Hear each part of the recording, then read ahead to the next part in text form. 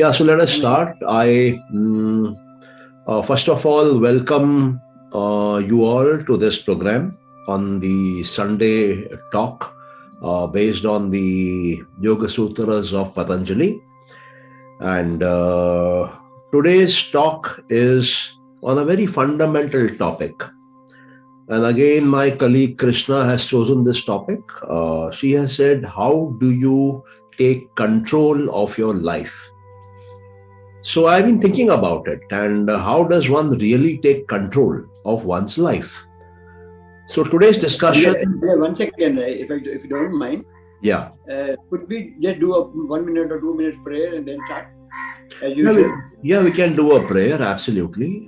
So let us start with a prayer to Ishvara, to Kapila Muni, to Maharishi Patanjali, that they may bless us with the divine knowledge of the Sankhya Sutras and the Yoga Sutras, so we are able to bring about permanent joy in our lives and in the lives of people around us, especially our family members, people of our society and country, and people of our world at large. So this is a short 2 minutes prayer, and you may kindly start now.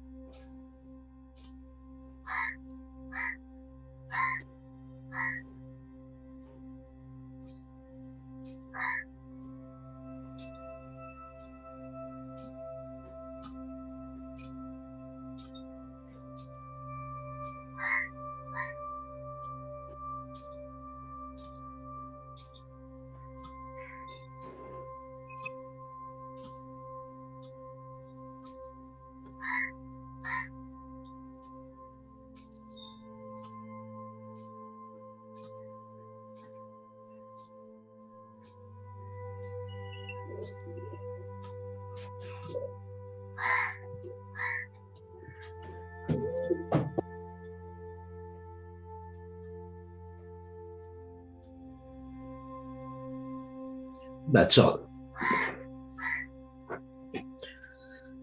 Okay, so let me welcome you all again to this Sunday morning talk on the principles of the Yoga Sutras of Patanjali. And today's discussion is going to be on how to take control of one's life. This is a very fundamental question, and I'm sure all of us would like to know the answer. A strong, powerful answer by which it is possible to take not only control, but complete control of our life. So let us just look at what is life. To me, you can have a smooth life only when you have a smooth mind. And if you have a bumpy mind, then you are bound to have a bumpy life. So controlling life is nothing but controlling the mind. Life management is nothing but the management of the mind. And just because we are not taught this in our primary school, secondary school, college, even at the time of marriage, even later on in our work, in our organizations, in society, we struggle with our life. We face sorrow in our life, and it leads to a lot of mental stress and mental tensions, especially in today's society. So mental tensions and mental stress will only happen in that society where people are facing life stress and life tensions, because life and mind are exactly the same. Life is perceived in the mind. So if the reception equipment is right, if the mind is right, your life will automatically be right. If the reception equipment is not functioning well, is malfunctioning, your life will be malfunctioning. As simple as that. Now the question is, what is the mind? And how many kinds of minds do we have? And how much amount of control can we exercise on each one of these minds? So let us take a very brief look at number one, what is the mind? Mind is nothing but a collection of certain knowledge in you. That is the mind. If there are certain thoughts, certain knowledge you are conscious about, that becomes the conscious mind. If there are certain thoughts, certain knowledge which you are not conscious about, that is the subconscious mind. And if there are certain thoughts and certain knowledge you are unconscious about, you are not aware that they are existing in you, though they are existing in you, then that mind is called the unconscious mind. And within you is another point, another center, another mind, which is the infinite mind, which is the point, the center where access to infinite knowledge is available. That means complete knowledge of the individual world, complete knowledge of this universe, complete knowledge of this cosmos, complete knowledge of this creation and beyond. Total knowledge is available. So these minds, these four minds, I will repeat, they are the conscious mind, the subconscious mind, the sleeping mind, and the infinite mind. Or in other terms, they can be called the conscious mind, the subconscious mind, the unconscious mind, and the infinite mind again. So we first need to understand these four states of the mind. And the only way to understand them is initially to go through a process of learning, go through a process of knowledge. What is that process? You see, a baby is born. It has no knowledge of who it is, what it is, and what it is doing here and where it is. It has zero knowledge, absolutely. And then knowledge is fed in. I was told when I was a baby, I am Sanjay Mansukhani. I was told I am a Sindhi. I was told I am a Hindu. I was told I am an Indian. I was told I am a male. So that is how I start picking up the initial traces of knowledge. This becomes my mind eventually after a certain amount of thoughts and knowledge have come in. These thoughts and these knowledge, they are coming in through the sensory organs. And these sensory organs are looking at very specific things. I can look at one thing at a time or one side at a time. I cannot look at the whole universe at one time. I cannot look in 360 degrees at one time. I cannot look up, down, left, right, front, back at the same time. I can be only specific, particular. Where am I looking? What am I listening to? What am I tasting? What am I smelling? What am I touching? It is all specific and particular. So the first knowledge is limited, is finite, and that gives us a conscious mind which is limited, which is finite, and which is slow. Because for us, the world is moving slow in the initial stages. The eyes are catching slow movements. The ears are catching sound sometimes. So the whole world is slow. This mind is told by the teachers, by the parents, by the family, by the society, what is right, what is wrong, what is moral, what is immoral, what is ethical, what is non-ethical, what is dharma, what is non-dharma, adharma. So the sense of right and wrong, good or bad, left and right is injected into this mind. And this mind becomes a reasoning mind. This mind becomes an analytical mind. This mind looks at the world logically. This mind looks at the world with judgment. It was not that way when it was born. That is why a baby is in bliss. It has zero knowledge. Its life is fantastic. It has no worries. But as knowledge keeps on coming in, limited knowledge, finite knowledge, it starts a process of reasoning, building up a conscious mind, and that is where the problems start. The sense of right, wrong, good, bad, left, right, up, down, all of them starts coming in. And it is slow, and it is limited. So we need to understand that this mind, this conscious mind, is only meant for the initial days. Mainly, basically, it is meant for a baby when it has dropped into the world without knowing where it is, who it is, what it is, and what is the purpose of its existence here. So for its survival, it has been given 5 senses through which it is seeing, listening, tasting, and deciding what to do, what not to do, whether to stay or to run away from there, So the initial mechanism is the fight or flight mechanism. This is based on fear. So as the mind develops, the baby starts operating out of fear. When it goes and touches the stove, the hand burns. When it touches some hot water, the hand burns. When it is not wearing sufficient winter clothes, there is shivering in the body.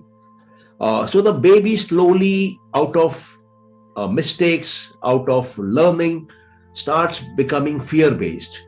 And it is trying to take action based on that fear. It is in the survival mode. It is trying to come out of all this. It is trying to make sense of what is happening around it. And then the baby matures, the knowledge grows further. Now this knowledge that gives him an intellect, gives him the buddhi, gives him the power of discrimination. Now he is able to check what he had initially taken in. So people who are intelligent, people who have developed minds, they are able to filter what they should accept, what they should not accept. But people who lack this intelligence, people who do not know how to filter, how to discriminate, how to separate the good and the bad, then they get caught further and further in this, I would say, swamp, in this quicksand. Life becomes miserable for them. But even intelligence is just the starting point. Then such a person realizes that his mind has further powers, which are higher powers. The mind can travel in time. It can see, it can project what will happen 2 days later, 5 days later, 50 days later, 5 years later. And if you practice, you will be able to see what may happen 50 years later, 500 years later, 5,000 years later, 50,000 years later, 5 lakh years later. And then you can go back in time. You can figure out where the earth came from, where the universe came from, how it all started. You start asking questions about the formation of this physical universe, who you are, where are you from, what are you doing here?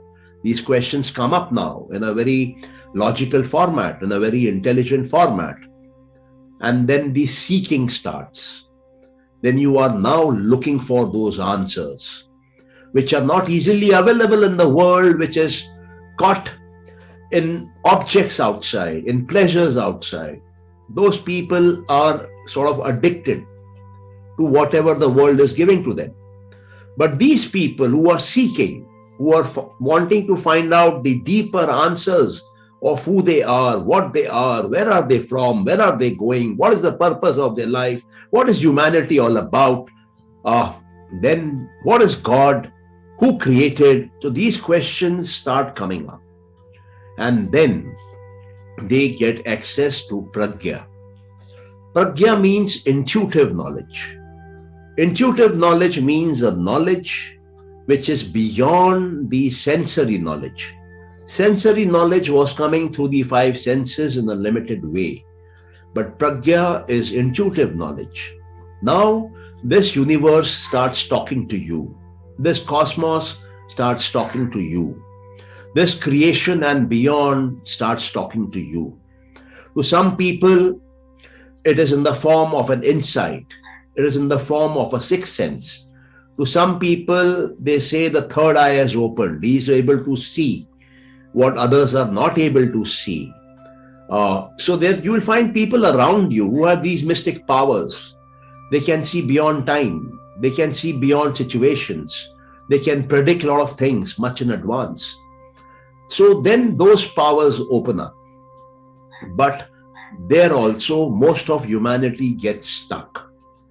There is a zone beyond this. And that zone is the zone of the infinite mind.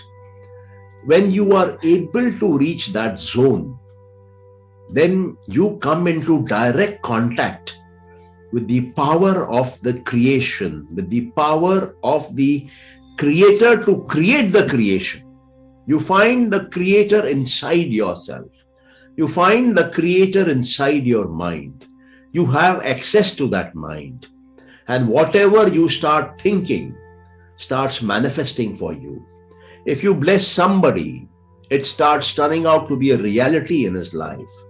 So these people who are able to make that contact with that power of the creator inside them, who are able to open and access to that point, they are in touch with the infinite mind, they are in touch with infinite knowledge, infinite power, infinite happiness. They in fact move out of the cycle of birth and death. They in fact move out of all limitations. Now their whole creation is of unlimitedness. They are beyond man now. They are beyond human now. They acquire divine qualities. They start becoming more and more like God now. And those qualities start getting exhibited in them. Then the power of the God, the creator, starts flowing through their bodies into the world outside, bringing about changes in the world, in the society, in humanity at large. So, I just gave you a brief about the various kinds of minds and what can be the mind journey, starting from the world outside to deep down within yourself. But the question is, how do I control my life? You control your life by controlling your mind. And where do I control my mind? The deeper you go in your mind, the more will be your control on your life. If you have a superficial mind, your control in your life will be superficial. If you have access to a deeper layer of your mind, you will find your control of life outside at a deeper level. If you have access to the deepest layers of your mind, the innermost layers of your mind, you will find you have complete control not only over your life, but life of all others around you also. You will be able to shape up the destiny of humanity, society at that point of time. Now, how did the ancients do it? How did our Indian ancestors do it? They used a very simple technique. I will tell you that technique. It is called chanting of Om. What is so special about Om? You will find that the Hindus, the Jains, the Buddhists, the Sikhs, all the major religions of India use the Om chant. They consider it to be a very sacred, very holy symbol, a chant, though they might have different meanings to it. But the sound of Om is given lot of importance, lot of preeminence. Why? So let us go a bit into this and let us see how by the simple philosophy, the meaning behind the Om, how you gain control over your life. Okay? So Om, A-U-M, essentially stands for 3 alphabets, A, U and Ma. They also stand for the 3 sounds, A, U, Ma. But a Om chant is never done once. It is done in a sequence. So after the A, U, Ma, there is a silence, there is a space, there is a gap. Then again the A, U, Ma sound comes, again there is a gap. Again the A, U, Ma sound comes, again there is a gap. So the secret lies in the gap. So I will just tell you what is that secret and why you need to practice that and how it can change your life like nothing else can. No power on earth can change your life the way the simple science of A, U, Ma and the gap can do for you. I will explain it to you, and if you have any questions, I'll be more than happy to answer those questions. You must go 100% satisfied with 100% conviction on what I am telling you.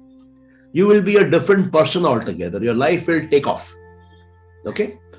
So, A stands for the awakening state. We human beings have essentially 3 states of consciousness. One, we are awake. That is the awakening state. Second is when we are sleeping, we at times have dreams. So that is the dream sleep state of consciousness, the second consciousness. The third level of consciousness which we have is the deep sleep state. When we are completely sleeping, we have no idea about what is happening in the mind. We have no idea about the content of the mind that time. So in awareness, we have complete idea about what is the content in our mind. In the dream sleep, we have some idea about the dream. In the deep sleep, we have no idea about the mind. So these are the 3 states in which our mind goes through in a day, broadly speaking, right? But this is the way the Western world looks at it. They call these 3 states, Freud called these 3 states as conscious mind, subconscious mind, and the unconscious mind. So when you are aware, awake, you are conscious of what is happening. When you are in the dream sleep, you are entering those parts of your mind which you are not fully conscious. So there is the subconscious mind.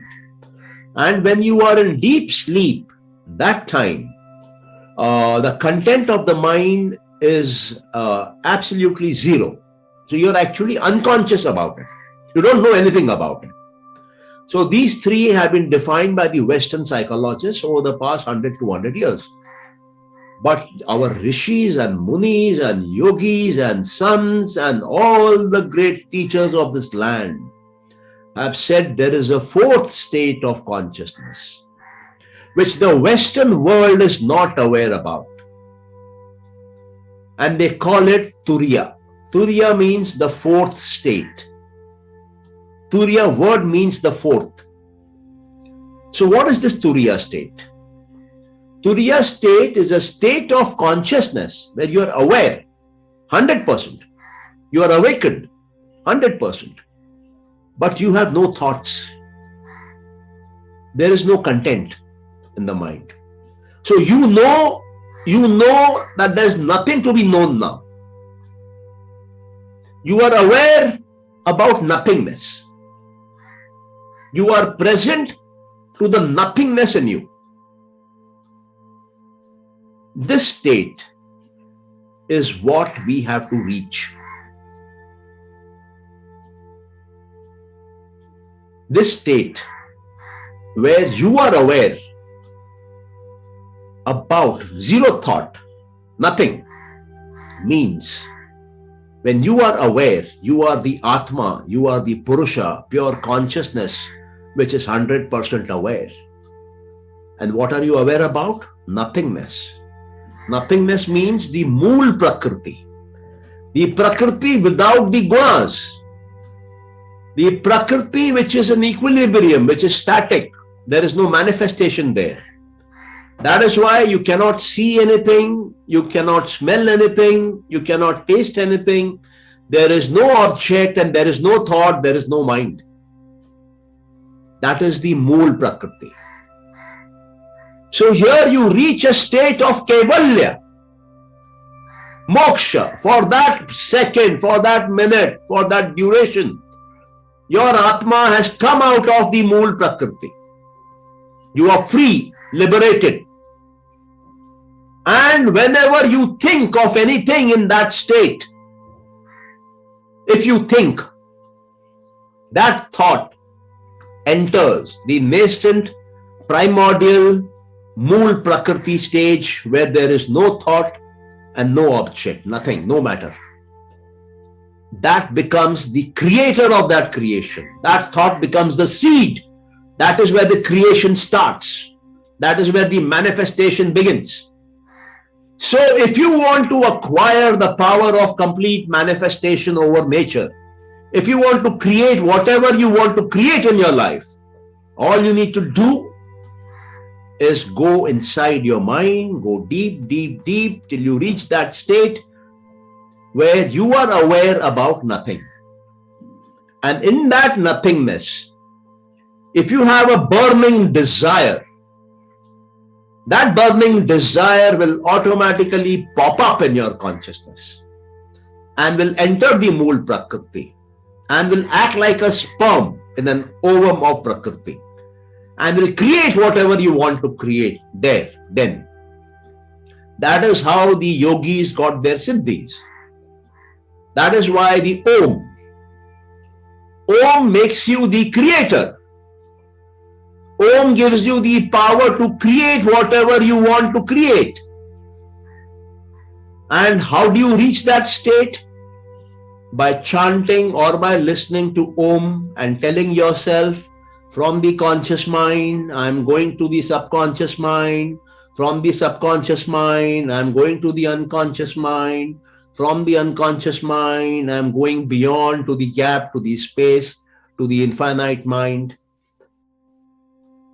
So initially your mind will not accept. It will apply logic, judgment, whatever it has learned from the Western world and tell you, you are a bloody fool to believe this. It does not happen that way. Do not believe what the Western mind tells you. Believe what your forefathers, ancients of this land tell you. Believe your own blood. Believe your own land. Believe your own self. And then you will find your conscious mind will expand. It will awaken up the subconscious in you. It will awaken up the sleeping mind in you. It will awaken up and take you from the finite mind where you are beginning in the conscious domain to the infinite mind which is connecting all minds. And you will be in that infinite domain. You will be with the Creator. You would have found God in yourself. And as I told you, the quality of life depends on the quality of the mind. If you have a good mind, you will have a good life. If you have a bad mind, you will have a bad life. If you have a bumpy mind, you will have a bumpy life. So, the quality of your mind, where you are operating from, decides the quality of your life. If you are operating at the superficial level of the conscious mind, you will be stuck in the world of duality of good and bad, left and right, up and down, and all the opposites. But if you go deep, if you reach the intelligent part of the mind, the proactive part of the mind, you will find unity, you will find universality in it, you will find oneness. And when you go further deep, you will find the whole cosmos, all universes are behaving that way. When you go further deep, when you reach the infinite, everything in this creation will be the same for you. So, the deeper you reach, the higher the power you have over your individual life. Because now you're operating from an infinite domain, infinite level, and your individual life is very small matter for it. You can raise it to the highest possible level in no time. So how to control life does not mean by slogging outside, does not mean by becoming passionate, does not mean by becoming enthusiastic, does not mean to get the highest education the world can offer. To take control over your life simply means to take control of your mind. To take control of your mind simply means how deep inside your mind you can dive. Till what extent can you go inside and control? The deeper you go, the more you will be welcomed further inside. And if you go deep down, deep down, deep down, and you reach the universal mind, the cosmic mind, and the infinite mind, your influence over your life and all other lives around you will be that phenomenon. Okay, so that is the secret. So the Eastern world, the world of Hindus, Jains, Buddhists, and the Sikhs, they have always spoken about going inside. And the Western world has always spoken about going outside. So they are busy putting up space telescopes to explore the universe. And our rishis sitting here, by going inside their mind, were able to figure out where the stars are, what the zodiacs are, because everything is coming from the mind. So that is the basic difference. So if you want to believe me, if you want to understand what your forefathers have said, if you want to believe the rishis, munis, and the sons of this land, then go in, control your mind, go deep as you can, explore, experiment with the mind. That is where all treasures lie. That is where all success lies. The outer is merely something which is coming from the inside. Don't get fooled by the outside. Work on the inside. That is where the reality truly is. That is where the biggest achievements can be done. That is where moksha can be obtained. Freedom, liberation can be obtained. The outer will only trap you further. So that is my submission for the day. And if there are any questions, all of you are free to ask.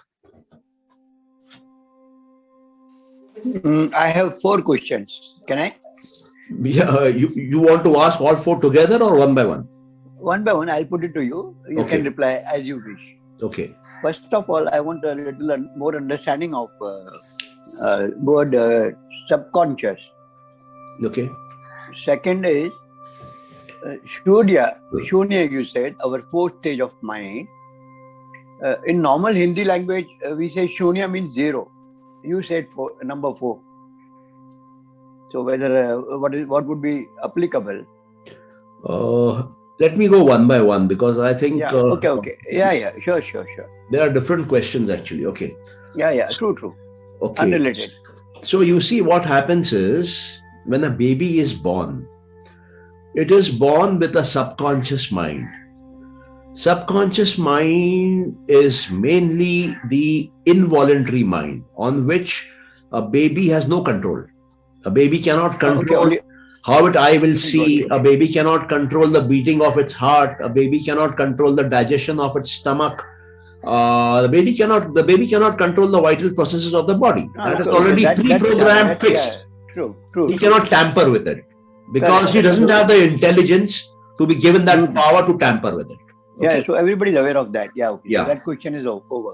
Okay. Just hang on. Just hang on. Now this subconscious mind can be grown. How do you grow it? Anything which is coming from the conscious mind, which is coming from the 5 senses, right, it is getting stored. Where it is getting stored? It is getting stored in the subconscious mind. Okay. Now, if you have to program the subconscious mind using conscious means, then you need to follow certain techniques by which consciously, intentionally, with awareness, you can program your subconscious mind to behave in a particular way in an automatic mode. Okay. So one such method is called visualization, where you visualize, because our eyes are the most powerful sense organs for us. So when you visualize, When I say visualize, I'm talking about mental visualization. The object is not physically there, but you are mentally visualizing it as if you it is just there. imagine it. You just imagine as if it is there. Okay. So it is casting impressions on the subconscious mind. And then it will become deep impressions. And then the subconscious mind will find those impressions on it. And it will start creating it automatically now again. So what you intentionally programmed into the subconscious step by step, the subconscious after a certain threshold accepts it as a permanent programming and starts executing it on its own. So then if you are saying, for instance, okay, I'm giving you an extreme example just to highlight. If you are saying Shivo hum, Shivo hum, Shivo hum, Shivo hum, Shivo hum, I am Shiva, I am Shiva, I am Shiva. If you are doing this 10,000 times, 10 lakh times, 10 crore times, it becomes such a deep impression on your subconscious mind that the subconscious mind after a particular count will take it to be a reality. And when it takes it to be a reality, you will start displaying Shiva-like qualities. Okay? So this is one way by which, either by visualization or by repetition. So mantras, chanting, these are repetition methods of programming the subconscious mind. The third technique which is used is tark. Tark means argumentation, reasoning. Reasoning again is a faculty of the conscious mind. So when you are reasoning out something, then you are automatically coming to a conclusion. You know, some kind of a manthan keeps on happening. You keep on digging deep, and you reach a point where something concrete comes out of it. Say, for instance, in the judicial courts, when the lawyers on the two sides are reasoning it out. So the judge is going through a manthan. He's listening to both the arguments and then finally he comes to a decision. If you look at the Sagar Manthan episode between the Devas and the Rakshasas, they are pulling in different directions. And then first poison comes out because that is the result of conflict. And then slowly, steadily, bigger and bigger things come out till Amrit comes out in the end, nectar, which gives you immortality as good as moksha. So manthan or reasoning is another way to go deep inside the subconscious mind. Go deeper and deeper. Okay. So this answers your subconscious mind question. Now the next question which you asked was what? Can you tell me? Shunya. What does it mean? 0 or 4? I did not say shunya. I did not say 4. I said these three states of consciousness, the awakened state, the dream state, and the deep sleep state. This is what the Western psychologists talk about. They use the terms conscious mind, subconscious mind, and unconscious mind. Correct. But our rishis and munis said there is a fourth consciousness level also, which is not commonly known. And that is called the Turiya. Turiya means the fourth state. So the meaning of the word Turiya means fourth.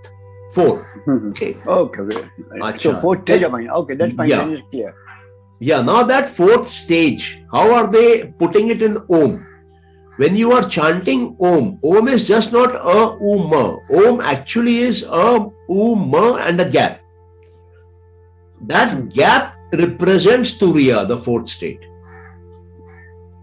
As A represents the conscious state, U represents the subconscious state, Ma represents the unconscious state, the gap, the space, the silence, that represents the fourth state. And then after the silence, you again start the chant A, U, Ma and gap. Then A, U, Ma and a gap. So you are chanting 4 things. The 3 alphabets, 3 sounds A, U, Ma, and the sound of silence is the 4th one. You got it? Okay. Yeah, I got it. Okay. Can I say 2 more questions? Yeah, please go ahead. If it's okay with everybody. Now this, I trust whatever you say on Yeah. But your source of the three letters, U, Ma, and the gap, that information from what source is it? Okay, Word this is there. is Om is going on for hundreds of years. We have been using it. But this is from a which very source? interesting question. This is a very interesting question you have asked. It has been mentioned in the Mandukya Upanishad. The Mandukya Upanishad was there before these refined philosophies came.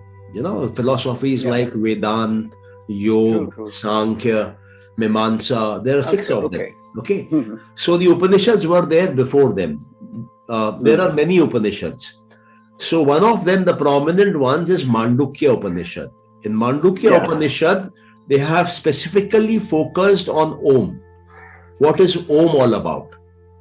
So there this explanation is given.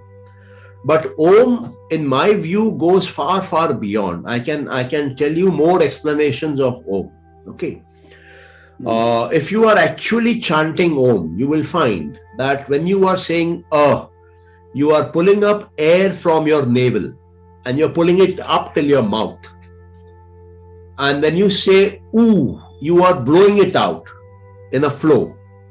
And when you're saying ma, that time you are closing your mouth and killing that sound. So there are three things happening.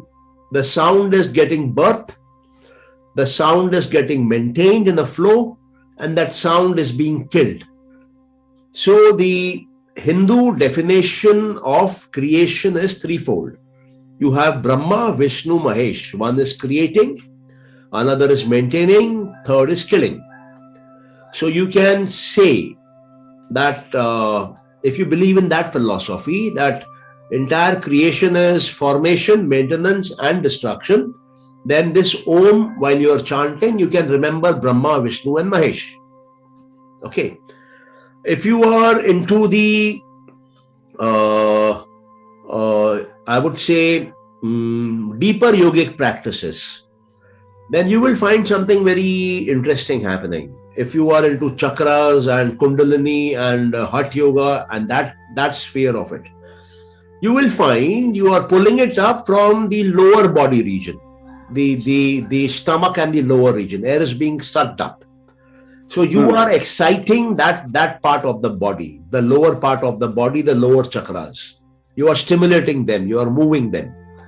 And then you are... Sorry? Mooladhara chakra. Yeah, Mooladhara chakra is starting. All the Kundalini, you're awakening the Kundalini by chanting Om. Yeah, so what I'm saying is, when you are starting a part of it, you are stimulating the lower chakras. And then it is coming up till the throat. And then you are sort of maintaining the flow. And then you are taking it up in the head till the upper portion, till the crown chakra or the Sahasrara chakra, if you want to call it. And there the stimulation is going. Because if you do an Om chant, you will see when you are closing at Ma, there will be a vibration on the crown of your head. Okay. So there are two explanations. One is you are stimulating all the chakras while you're doing it. Another explanation is that on the crown chakra is the pineal gland. The pineal gland is considered to be the third eye, the actual physical eye. If you cut it up, you will find it is like a half-formed human eye. And that eye, if you slice it, inside you will find small piezoelectric crystals. Now, piezoelectric crystals are the same crystals which are used in wireless communications, in telecom field. Your radio receivers have it, your mobiles have it, your TVs have it, your TV towers have it. So these piezoelectric crystals can transmit at particular frequencies and they can receive at particular frequencies. And they convert electric current to mechanical movement to transmit at different frequencies, and they receive motions, movements from different frequencies and convert it back into electrical current. So they say the pineal gland, some civilizations have said pineal gland is the seat of the soul. And this is where you talk to higher consciousnesses. This is how you open up and go to intuitive knowledge. This is how you receive Brahma Vidya. This is how you activate the Brahma Indra, which is behind this. Okay. So that is another explanation. So when you are chanting Om, you are activating your pineal gland. You're activating your six senses. You're activating your intuition. You're activating your consciousness to communicate with other systems in the nature. Okay. So that is one, another one. Then if you are even looking at it from the perspective of Ida Nadi, Pingla Nadi and the Sushmana Nadi. So you will find here that in one, this sound is coming up beautifully. In the second, it is being maintained beautifully. In the third, it is being mercilessly killed. So these represent the two extreme nadis, the cold nadi and the hot nadi. And the middle nadi, which is smooth, which is cool, which is supposed to give you higher knowledge, is the blowing in the tongue. When you are simply blowing it out, there is no addition in power, there is no deletion in power. So it represents those three nadis, the Ida nadi, the Pingala nadi and the Sushmana nadi. Then there's another explanation which says these three sounds, a, u, ma, and the gap at the end, the silence at the end, they represent the three gunas of Prakriti, Sattva, Rajas and Tamas. So Sattva is birth, where it is coming, that has begun, there is a joyful experience. Rajas is when it is flowing freely through the mouth. And Tamas is when you're killing it. So these three gunas of Prakriti can be experienced in the chanting of Om. And the silence is when you reach the Mool Prakriti stage, where all these three gunas come into balance. There is no further movement. There is pin drop silence, a complete equilibrium. So that is another meaning. So the point I'm trying to tell you, Om by itself is extremely powerful. And not just this. If you go by what the scientific experiments have proven, they say there was a particular study in which they had some 20 men chanting Om and some 20 women chanting Om separately. And their chants were recorded. And it was analyzed for different frequencies which were coming out.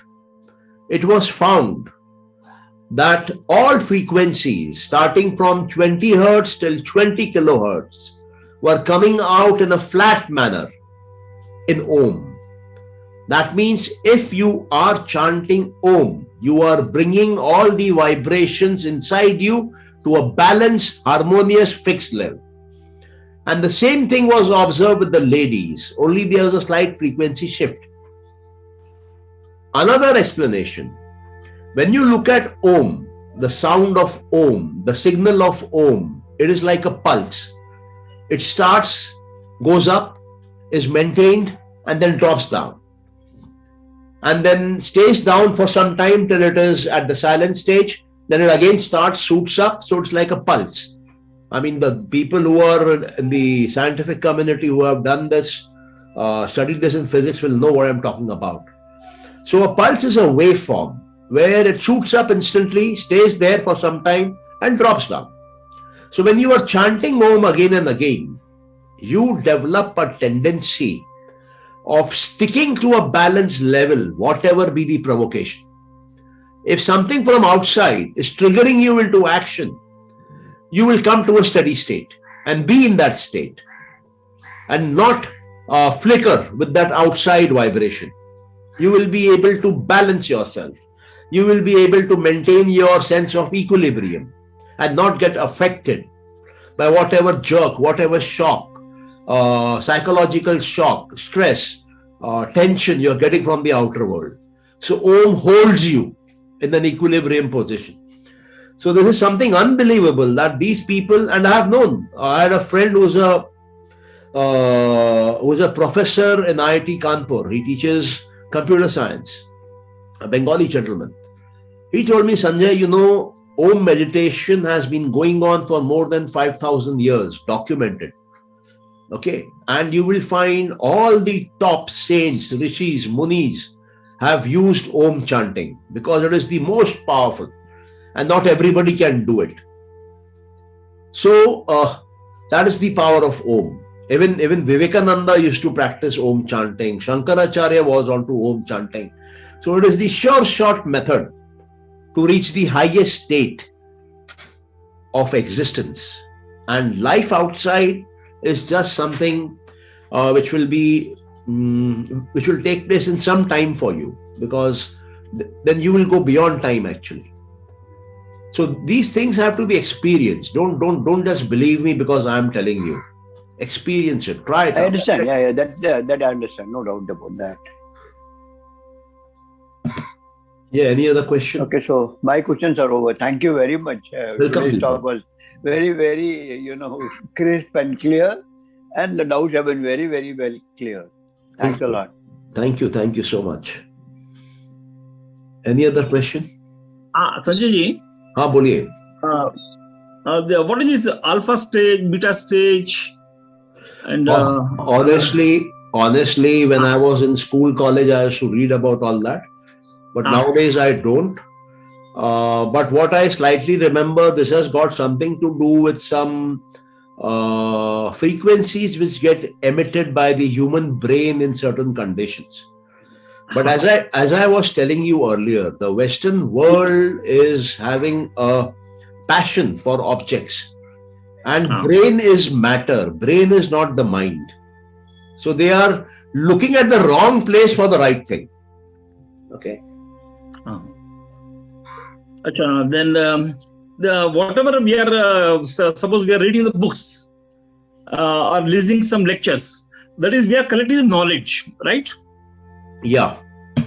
Then this knowledge has to be converted into wisdom, ultimately, is it? Okay, I'll tell you. This is a 3-step process. Yeah. When you are walking into an area where you want to gain knowledge but do not know how to get it, then you go to an expert. Somebody who has experienced it, which you want to experience, but he has experienced it. So he tells you his experience, right? So these experiences you will find of many people over the years. They will be in Shastras, they will be in the form of pravachans, in the form of bhashya commentaries on certain scriptures. So you will find them. So that is the first indication as to what others have experienced. So when you had zero information, now you at least have some information. Second is to apply your mind to that information, whatever you have collected, gathered, and form your own opinions. Now these opinions which you are forming will be Anumana. Anuman means it will be a kind of a deduction, logical or analytical. You will try to make some sense out of it. You will try to find something common in it. You will try to connect with your life, So you reach the second stage, which is the Anumana stage, where you are now assuming this is what is probably happening. That is why he got that experience. So whatever you have assumed, whatever Anuman you have applied, logically or otherwise, then you try it out in your life, practice it, experience that personally. And when your senses are giving you that experience, then that is pratyaksh. Now you have reached. Now you are a teacher. Now you can tell others what you have experienced. Are you getting me? Yeah. Very much.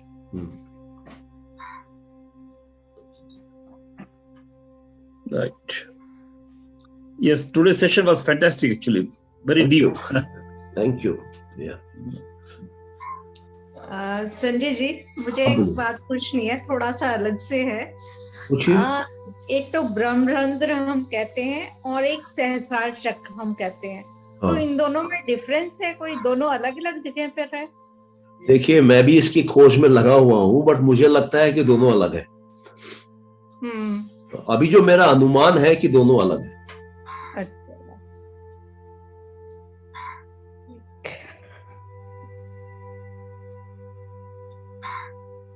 Yeah, Anshuman, you wanted to ask? Anshuman, you are on mute. Sir, namaste, and thank you for your lecture. Lot of deep insights. Sir, our topic for today was how to take charge of your life. That's right. You talked about mind, subconscious mind, superconscious mind, and so on. Yeah. And also you mentioned about Om chanting. Sir, my question is, sir, how can we connect with the cosmic mind? Or you mentioned about the Om chanting or the third eye through which we can actually connect and broadcast or receive. Sir, my question is pertaining to, sir, regarding life. Sir, there are a lot of things which we know, and there's a gap between theory and practice, what we should do and what we actually end up doing. So, sir, my question is, when we take charge of life, how do we bridge that gap, wherein what actions we take and what guidance we get from the intuitive knowledge, what you're mentioning? At times, there is a gap in implementation. No, Anshuman, you asked me a specific question. I think you have put in too many things, and I need my specific question is, sir, here. how to bridge the gap between theory and practice. What is theory and what is practice? Give me a specific example. For example, sir, like if suppose we have to take charge of our life, so we know what we need to do. Where is your life? In terms of, where is your life? Sir, what we are doing, or our different aspects of our dimensions of our life. No, Anshuman, I have asked you a very interesting specific question, and the key is here. Okay, you said I have to take control of my life. My question to you was, where is your life?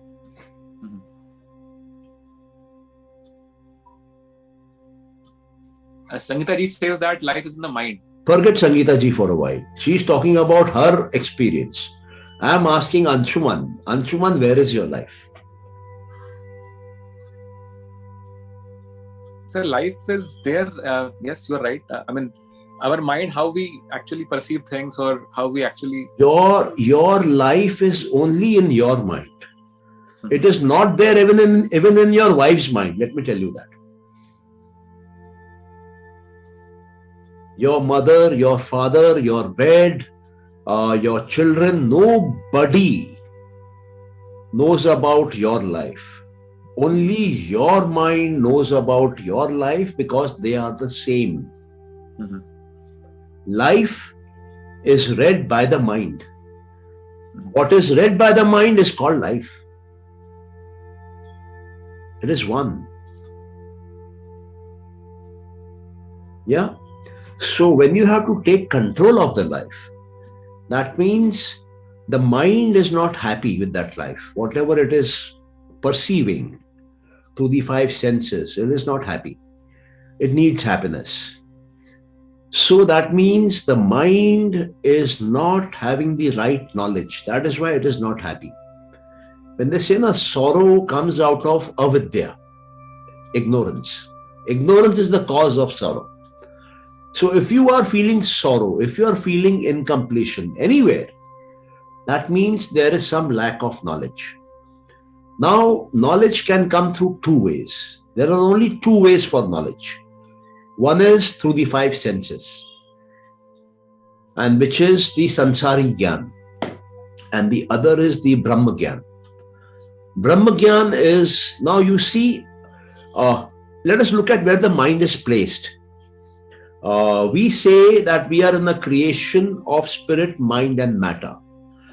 So that means mind is sandwiched between matter and the spirit, between the soul on one side and the world on the other side. In between is the mind. Are you getting me? Right?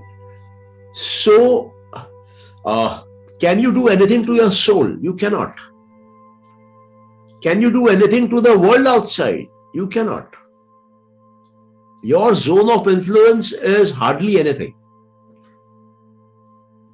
But the only thing you can totally control is your mind.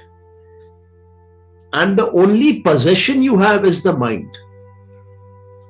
Your possession is not of the car which you have or the flat which you have. No, that is not your possession. Your only possession is the mind. If you have a happy mind and nothing outside, you are a happy person. If you have a sorrowful mind, but everything outside, you are a sorrowful person. So it is all about mind management. Life management is exactly same as mind management. Now, when you get knowledge and when you get more and more knowledge, what happens is you go deeper inside the mind. The mind becomes deep in knowledge. And if you don't have that knowledge, then your mind is superficial mind. So superficial mind has a lot of problems. It is an untrained mind. But a deep mind is usually a wise mind. It has learned from experiences, learned from failures, learned from others. So only knowledge will remove the avidya. Because the source of all problem is avidya, ignorance.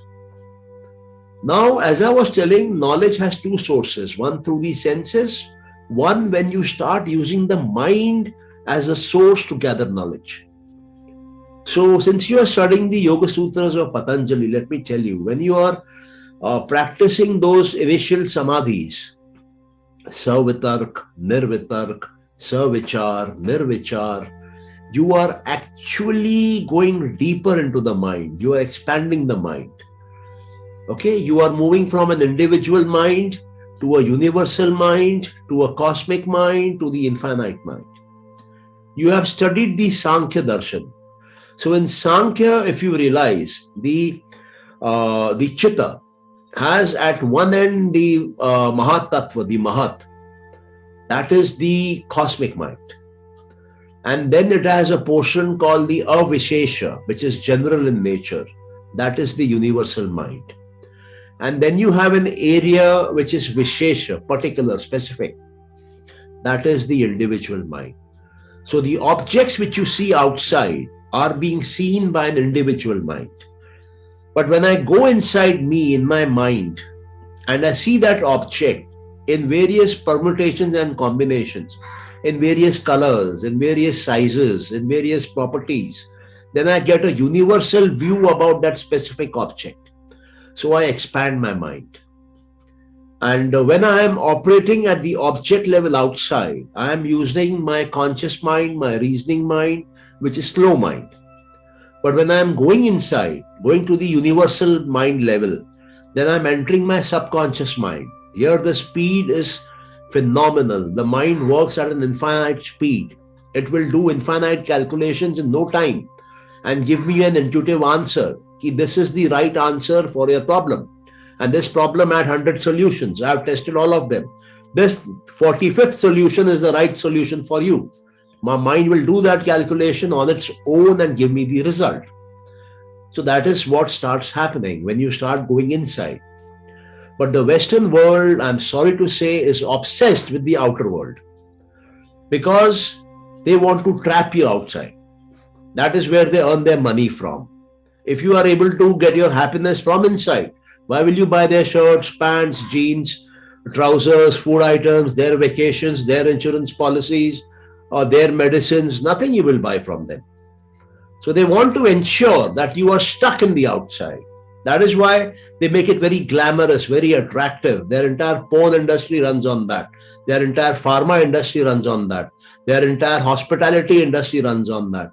Their entire aviation industry runs on that. Their entire education industry runs on that. All their industries run on that. Their entertainment industry, their music industry, everything runs on that. Are you getting me? Yeah? Yes, sir. Thank you, sir. Yeah, any other question or can we close?